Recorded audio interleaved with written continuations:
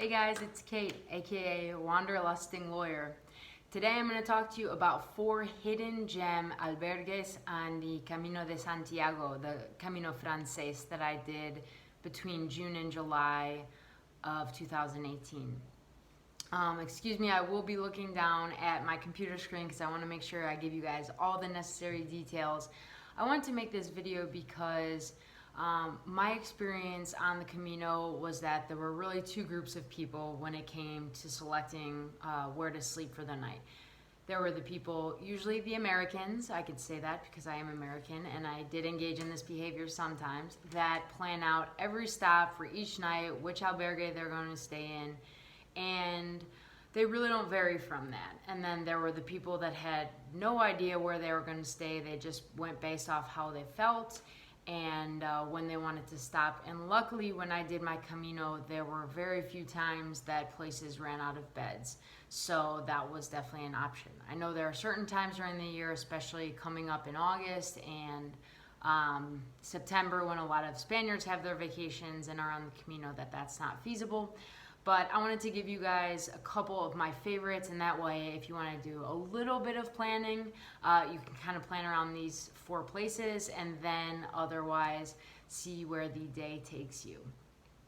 So the only qualification I had was that it either needed to be in a town that wasn't one that regularly popped up on, the Brierly itinerary or the major itineraries you see, or even if it was one of those towns, it was a place that was a little bit off the beaten path in the town itself, so that if you were just kind of going by the philosophy of I'll stop wherever the first place I see, you wouldn't get to see these great places, these gems. So the first one is, I think it's pronounced Suseia. It's Suseia. If you are doing your research, you'll definitely come across this, the Suseia, the pilgrim's home. There couldn't be a more accurate name, but you'll come across this albergue because it's just so phenomenal. The reviews, I even just checked again 1 year later, the reviews are nearly perfect on booking.com and some of the other sites. You can book this on booking.com. It's a great idea to have if you are having your phone on the Camino, to have the booking.com app so you can plan a little bit ahead if you want, or kind of see if there's availability. So this is in Zubiri, right after Roncesvalles and right before Pamplona. It's pretty equidistant from each place. It is, as you're coming down from Roncesvalles into Zubiri, it's a pretty tough downhill, largely because of the slate rocks that make it a little bit hard to get your grip. So you will, instead of when you get to Zubiri stopping at the first albergue you see, you'll want to walk through the town, turn right on the major street, go down a little bit past the municipal albergue, and you will find Suseia. I guess the good news, even though it's probably another, 500 meter, 800 meter walk, is it is right by the pharmacy. So if you do have to go to the pharmacy in those first few days of your Camino, you will be right there. They do not serve lunch, so I got lunch in town, but they serve what was one of the best meals on the entire Camino that I ate. They had a fantastic homemade dinner, everything down to homemade chocolates at the end. It was fantastic. There were some meat options, a lot of vegetarian options, so it's great for all pilgrims. What else I really liked about the albergue was there's a patio out back. It is artificial grass, but lots of comfy couches and chairs, a great space to hang your laundry as it's drying in the sunshine, which we were lucky enough to have. You can buy beers there, sodas there, and it was just a great space to socialize with fellow pilgrims. They also have a little TV area, which was good because the World Cup was going on when I was there. Also, the rooms themselves are really nice. I think all of the rooms are limited to 6 beds only, 3 sets of bunk beds. They're newer. I think the albergue has only been open 2 years. They come with individual power plugs, I think a little half curtain if I recall correctly, and lockers, and also private bathrooms. Ours had a private bathroom, but what I also really liked was that there was a public toilet downstairs. So, if somebody was in your bathroom, there were other options. And lastly, they have free breakfast is included. It's a lot of, toasts and cereals, muffins, coffee, tea. It was what we needed to get started for the day into Pamplona. And I liked it just because, it was a smaller albergue. You got to really socialize with the people who were there. Very comfortable, very friendly owners. And I highly recommend staying there. And it's off the beaten path, like I said, because you got to walk a little bit through the town to get there. And then you will have to backtrack the next morning. But I promise it's worth it. So the next one on my list is called Albergue Sansol. It's in the town of Sansol, which is in the Navarro region also. It's the day before La Rioja. And I like this one because I actually wasn't planning on staying there. This was the first day of my Camino. I think it was day 7. This is the first time I hadn't actually planned where I was going to be staying. I figured I would probably be staying in Los Arcos, which is the town beforehand and after Estrella that almost all the pilgrims that I knew were staying in. And it was the first time I did hear about pilgrims having trouble finding beds. And I also didn't really hear about any great accommodations in Los Arcos. I know there's a beautiful church there to see and things to do, but I don't know, I was just feeling good that day. I wanted to keep walking. The walk after Los Arcos was extremely peaceful. I think I only saw one other pilgrim the entire time. It was a little later in the afternoon, maybe like 2. And so that's actually a good tip for, if you want some quiet space. A lot of time, if you walk past the town where everyone stops, if you can make it to the next one, you have that journey almost completely to yourself. So I liked it geographically, and it's about 7 kilometers after Los Arcos. You have to make sure you have the energy to get there. There are no services on the way. But that means that you will get to Logroño earlier the next day because almost everyone walks to Logroño. It's the capital of La Rioja, amazing wine, amazing tapas scene, or pinchos as they call them there. So it means you'll have more time when you get there. So geographically, it's a great stop. They too have a restaurant on site. It is a small town. There are other restaurants in the town. But their restaurant was great. I had lunch and dinner there. I think it was a €10 fixed price for first and second plate, dessert, and a drink. So no complaints there. And one of the amazing things about this place is they have a beautiful garden with a foot soaking tub. It looks like, a 800-year-old tub, kind of pool tub thing, but it's amazing for tired feet. I sat out there with a glass of wine and just really recovered from the day, and I thought it was so peaceful. Also because there just weren't a lot of pilgrims there, and I think it was about half full. I think there were maybe about 24, 30 beds, and I think we were half full. What I love about this accommodation, and it was really the only time that I saw it like this, was the dorm was just one big space. But the bunk beds were really spread out. So everyone, top bunk, bottom bunk, no matter where you were, everyone had space to spread out their stuff. And I found that it really helped with the noise. Being far away from the other side meant that I wasn't hearing the people that were snoring. So this was one of the best night's sleeps I had. This isn't an albergue that you hear talked about often, but I really, really enjoyed it. I do remember this being cash only, and I think the ATM is only driving distance, but actually the owner will drive you to get out cash if you need. And one final note, the bedrooms and the bathrooms are mixed gender. So that's what you're going to see. Most of the albergues on the Camino, not all. But again, that's Albergue Sansol, Sansol.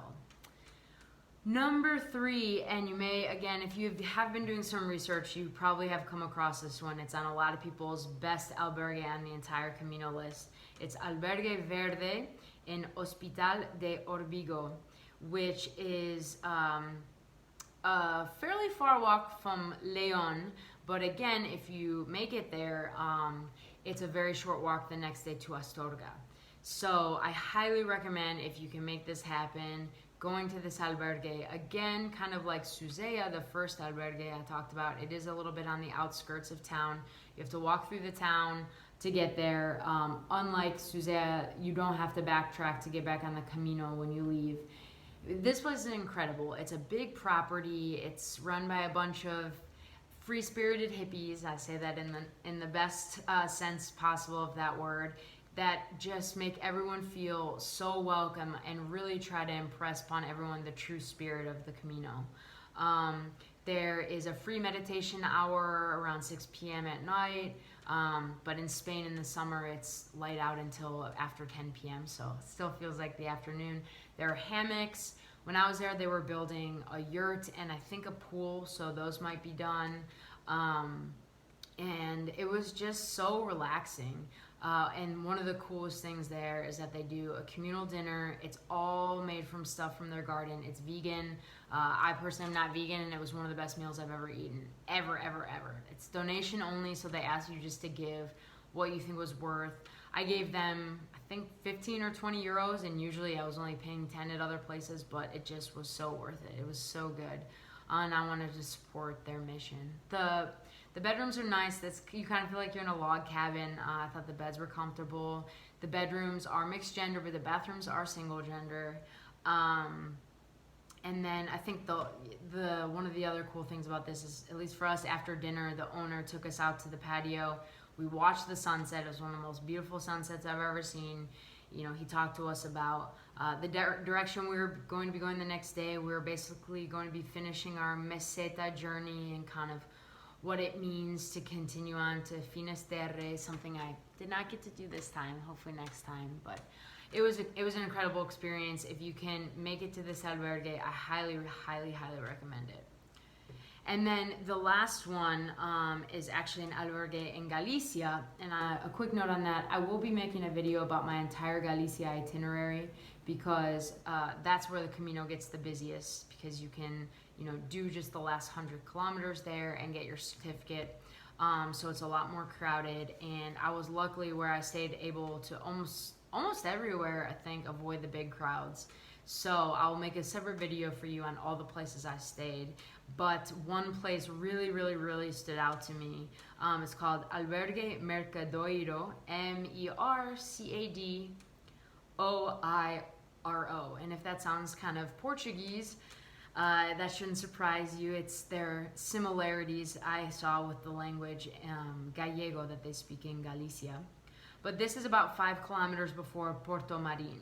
So, which is where a lot of people end up staying, but I was a little bit off that schedule because of where else I had stayed in Galicia. But I had the most peaceful moment of my entire Camino at this place. I mean, I arrived later, probably around 3:30 in the afternoon. Took a shower, did my laundry. The bedrooms had comfortable bunk beds. They were mixed gender, but the bathrooms were single gender, and they were really clean, and right by the bedrooms, easy to use, nice to use. But the thing that stood out to me about this place was their lawn, and they had like kind of beach style chairs facing the hillside. And I remember sitting there with a beer in my hand and thinking, this is the most relaxed I've ever felt. I have nothing to do other than to sit here and enjoy life and enjoy nature. And I don't know, I loved that place. It wasn't a place that had like the community feeling that you might get at these other places, but I felt so peaceful. I just was so happy there.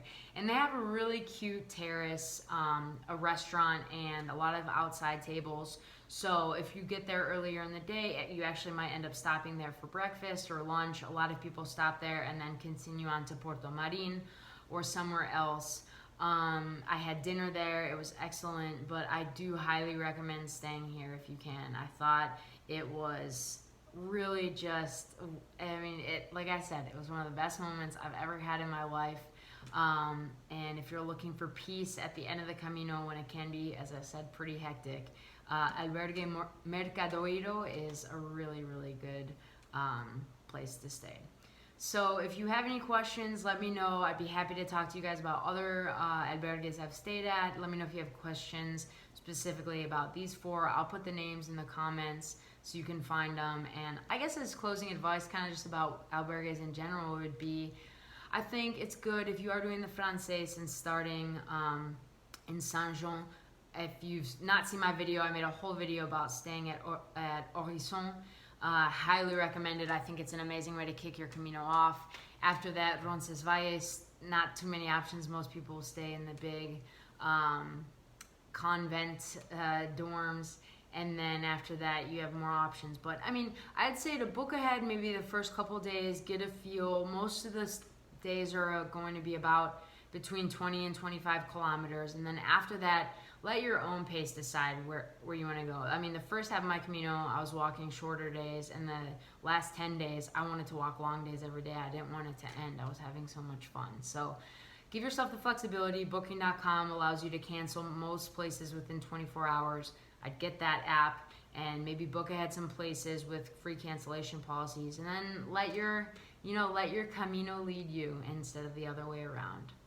Thanks for joining, guys. I hope you enjoyed the video.